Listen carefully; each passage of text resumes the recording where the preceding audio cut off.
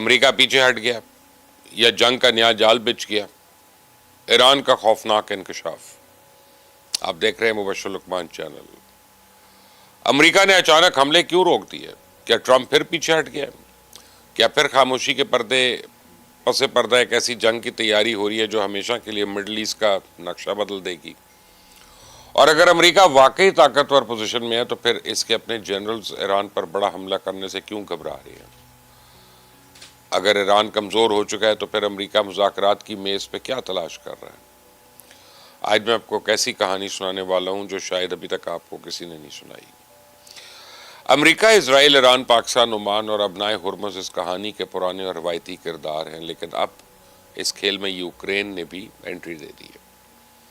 آپ دیکھیں کہ چند روز پہلے تک خلیج میں جنگی بحری بیڑے ایک دوسرے کے سامنے کھڑے تھے، تابڑ توڑ میزائل برس رہے تھے، ہر چند گھنٹوں کے بعد ایک نئے حملے کی خبر سامنے آ رہی تھی، لیکن اس ویکنڈ پر ایک بڑی تبدیلی آئی اور فضا یکسر بدل گئی۔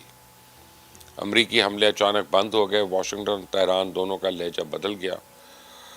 ایک بار پھر بند کمروں میں سفارتکاری کا عمل دوبارہ شروع ہو گیا اور دیکھنے میں یوں لگتا ہے کہ تبدیلی اچانک سے آئی، لیکن میں آپ کو بتاؤں کہ اس کے پیچھے ایک پوری حکمت عملی کام کر رہی ہے۔ آپ نوٹ کریں کہ آج واشنگٹن تسلیم کر رہا ہے کہ ایران کے ساتھ رابطے جاری ہیں، تہران بھی یہی کہتا ہے کہ پیغامات کا تبادلہ ہو رہا ہے، لیکن اصل سوال یہ نہیں کہ رابطہ ہو رہا ہے یا نہیں، اصل سوال یہ ہے کہ آخر ایسا کیوں ہے کہ دونوں حریف لڑائی بھول کر دوبارہ بات چیت پر آمادہ ہو گئے؟ مذاکرات کے بارے میں تو میں آپ کو بتا دوں کہ ایران نے پاکستان کو واضح پیغام دیا ہے کہ وہ امریکہ کے ساتھ مذاکرات کرنے کے لیے تیار ہے۔ اب چاہے یہ مذاکرات دوحہ میں ہو، جنیوا میں یا اسلام آباد میں، تہران کو اس سے کوئی مطلب نہیں ہے۔ اس کی بنیادی شرط یہ ہے کہ مذاکرات وہیں سے شروع ہوں جہاں پہلے ختم ہوئے تھے۔ اس کا مطلب یہ ہوا کہ ایران نئی شرائط پہ مذاکرات نہیں چاہتا، بلکہ وہ پرانے فریم ورک یعنی اسلام آباد MOU کی بحالی چاہتا ہے۔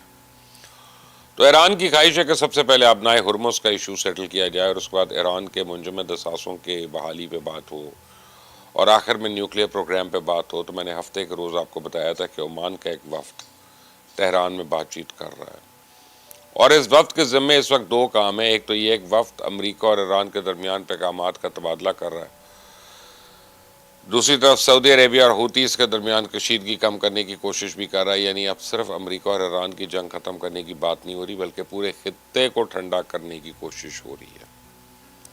تو کیا یہ سمجھا جائے کہ امریکہ اس جنگ کو ختم کرنا چاہتا ہے یا پھر وہ کسی بڑے حملے کی تیاریوں کے لیے مہلت حاصل کر رہا ہے؟